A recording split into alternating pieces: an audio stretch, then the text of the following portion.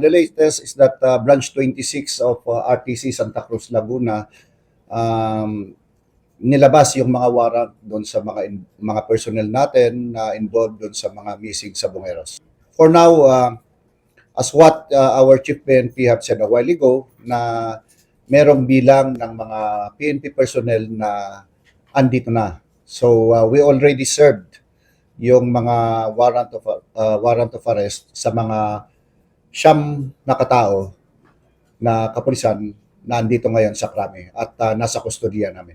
There are so many properties na tinitingnan natin na pwede niyang pagtaguan. And at the same time naman, with his resources, I know magtatago at magtatago. But again, as what the Chief PNP have said a while ago, is gagawin lahat ng kapulisan para hanapin at iserve laban kay Charlie Atong Ang. Kung susuko siya, then well and good. But if not, every men and women ng PNP together with our resources ay talagang hahanapin namin siya para iserve itong warrant of arrest.